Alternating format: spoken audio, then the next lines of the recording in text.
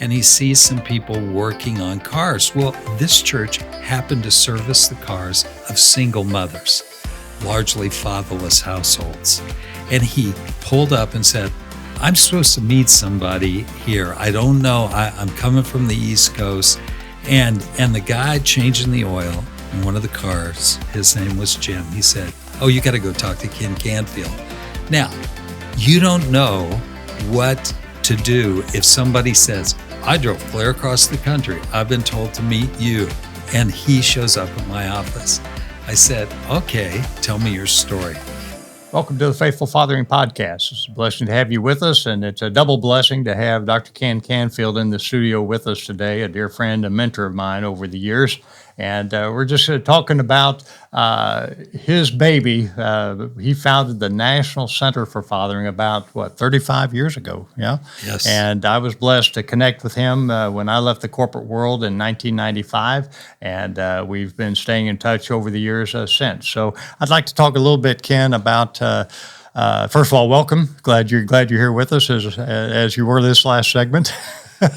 It's great always to talk about what we believe has changed our lives in a way that we are filled full of the presence of another Father, because we can't do what we're hoping to do without His strength and insight. So, yeah. Amen.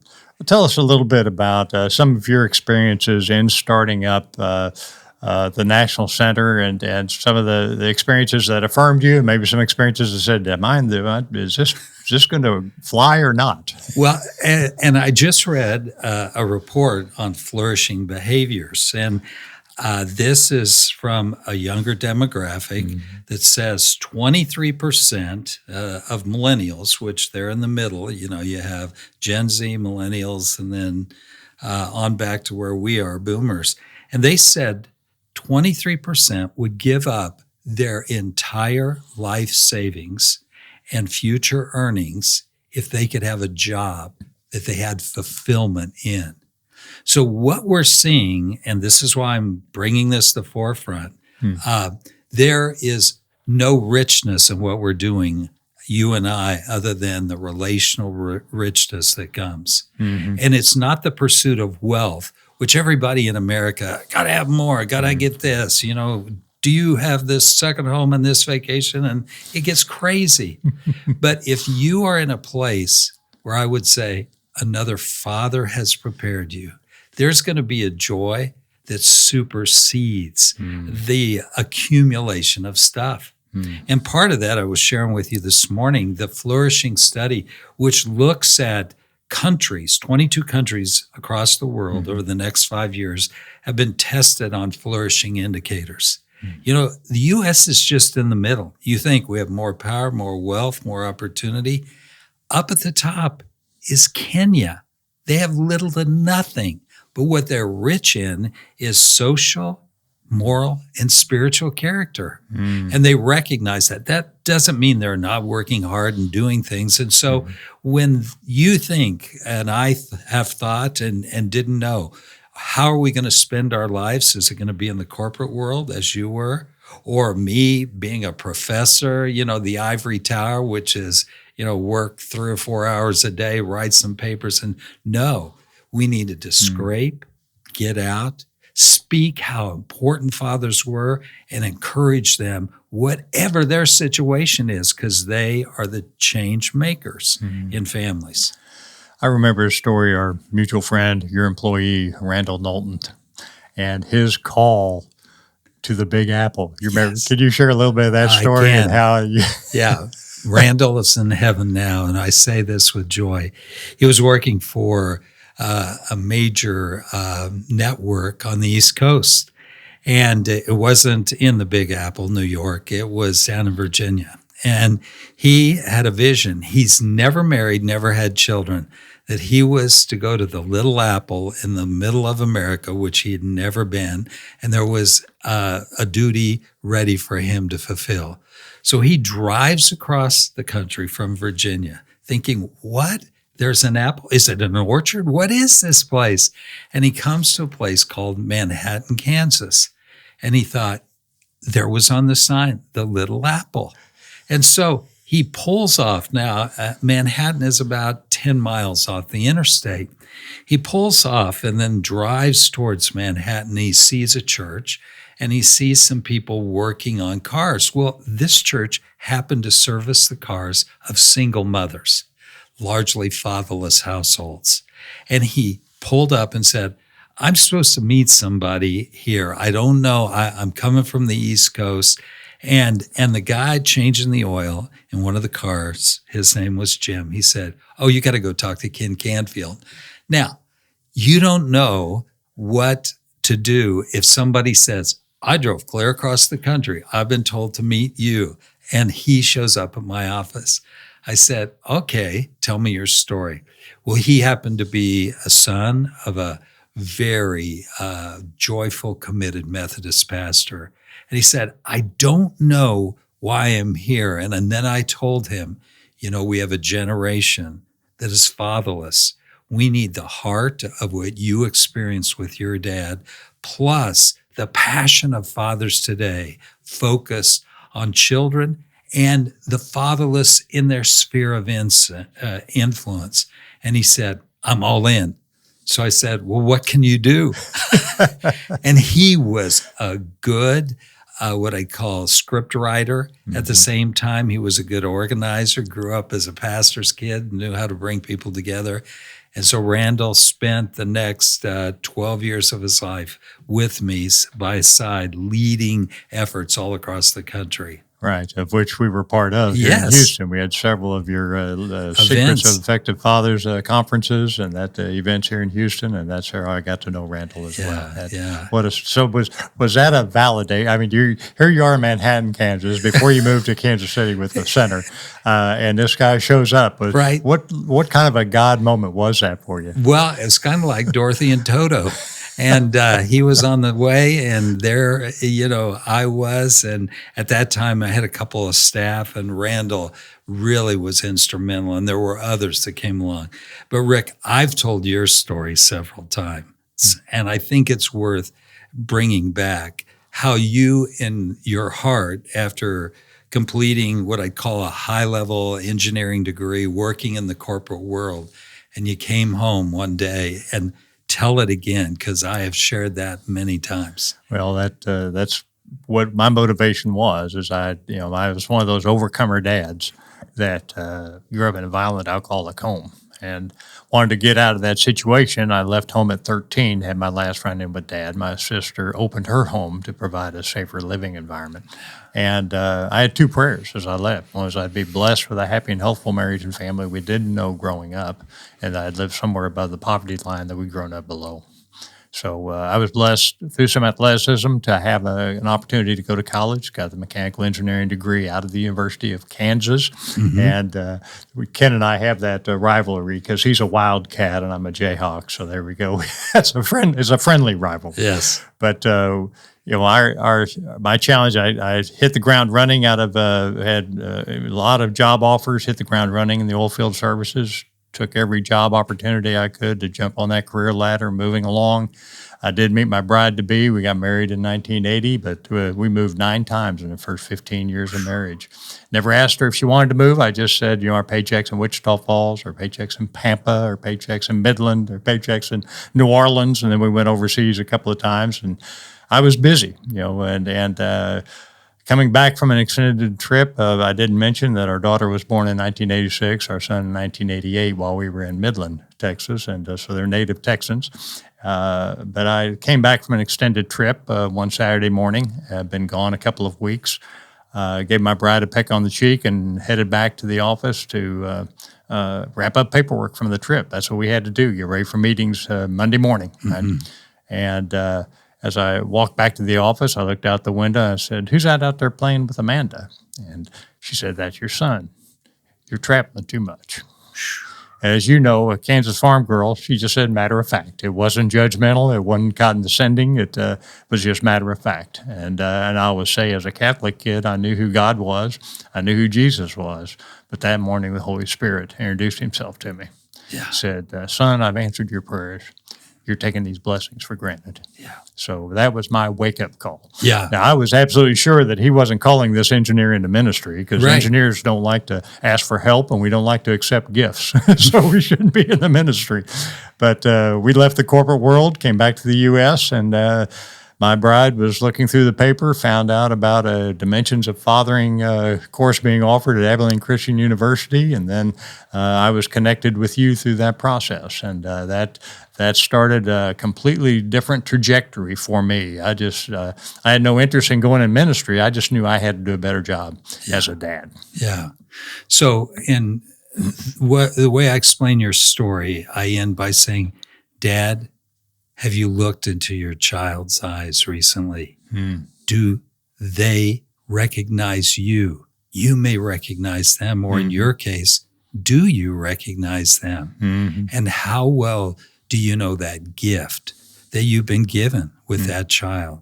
And more attention to that will bring healing to your heart, as it has, as your prayer was fulfilled, have a family that's connected. And I know Tom and Amanda, and they have been connected, and they're the benefit of another, father working in you to bring this healing and hope, not only to your family, the Wertz household, but to the hundreds of fathers that you have helped here in Greater Houston.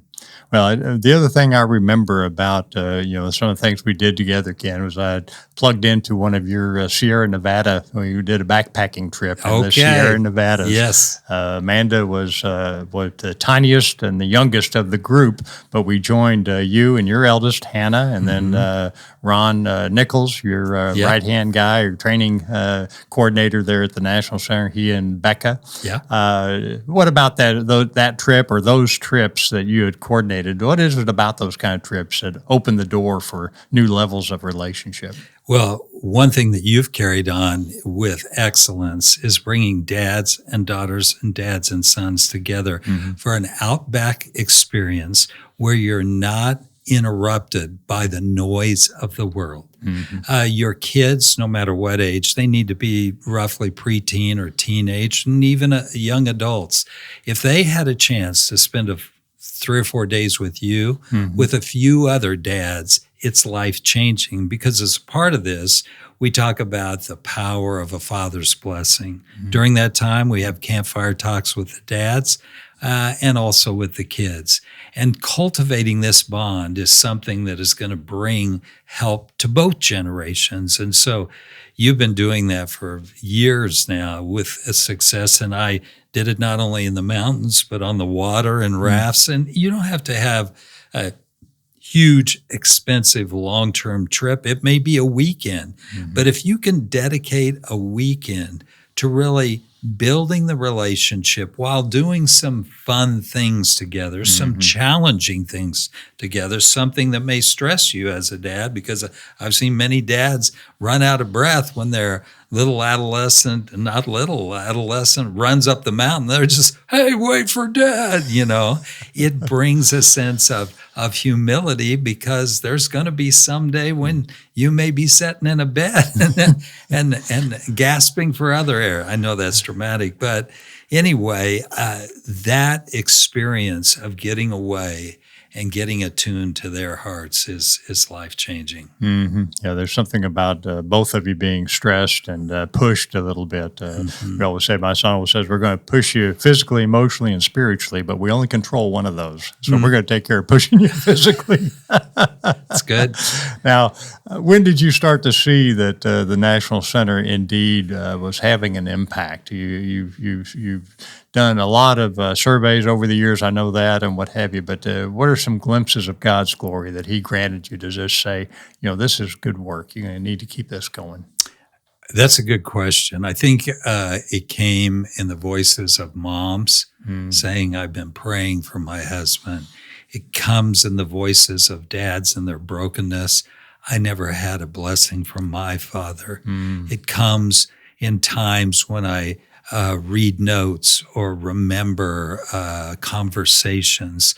And so I've chronicled those, and those are kind of on the shelf that I can read when things get tight or difficult, because running an organization, it's the same amount of stress as anything else, but there's not like resources that come. It's not like we're drilling a hole in the ground and getting oil or water. I mean, this is relational work that takes time to cultivate.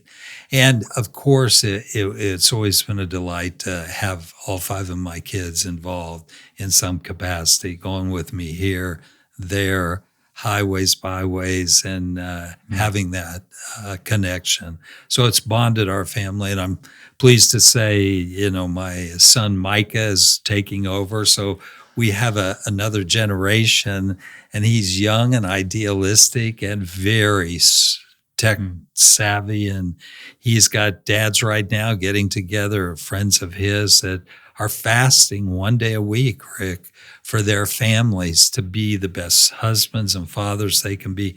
And I didn't do that. I mean, he's like moved it to another level. And I said, what do you do if you get hungry? Dad, that's the idea. Get hungry. Suck it up, Buttercup. Hungry, yeah. Get hungry for the Lord to work through you. So that's bringing a sense of joy as well. That's fantastic. And what update do you have for the listeners on what's going on with the National Center today? You said Micah is stepping into that role. What updates do you have? Couple. And my role is to refurbish and strengthen the research. So you're going to hear, I'm writing a piece on flourishing fathering right now. If you go to our website, fathers.com, we have hundreds of articles, scripts, and so forth to help you. The online training, you are a trained trainer. We are doing that literally overseas, notwithstanding here in the United States, but we can be anywhere on the planet if you're connected to the web, and almost everybody is. I would say the 2 aspects, me as a grandfather, I'm cultivating that. With 18 grandchildren, I need to cultivate that stage of the fathering life cycle, which is rich. And I've written about that in The Heart of Grandparenting. Micah is writing on the first 1,000 days of fathering, because if you get in early on and establish rhythms and commitment, it's easier to sustain, because it is more difficult as they grow. And ultimately, Dad, you're going to release them and send them to wherever God has placed them. And so those early years are so vital. So we're working on that. Beyond that, just partnering with winners like you and saying, what can we do in Houston or greater Texas to keep this banner out there, this reminder out there that when you look back on life, it's not going to be, well, I could have played more golf or fished more, done more business deals. No, you're going to be sitting there, and what's going to come to your mind is, how did I do as a husband and a dad? And those are the things that will help, propel you in the new frontier, which I believe with extended lifespan, you could see a few more generations beyond your life, Dad, impacted by your fathering. I love the passage that says the sins of the father go out in 3 or 4 generations, and the love of the father goes out 1,000 generations. So, Ken, I thank you for your love over the years and your impact on generations to come. And dads, I encourage you to, just as there are at faithfulfathering.org, there is at fathers.com. There are resources. I highly recommend 2 of Ken's books that I love are particularly Heart of a Father, 7 Secrets of Effective Fathers. And if you're in our age range, that Heart of Grandfather is pretty darn good too. So there you go. But check out fathers.com and understand there are a lot more resources. I think 35 years ago, Ken, there were 2 good books on fathering, and they were both written by you. So I know today there are a lot more resources out there, and I just encourage you to reference faithfulfathering.org or fathers.com and focus on being the father that you're called to be, the dad your kids need to see. God bless. Godspeed.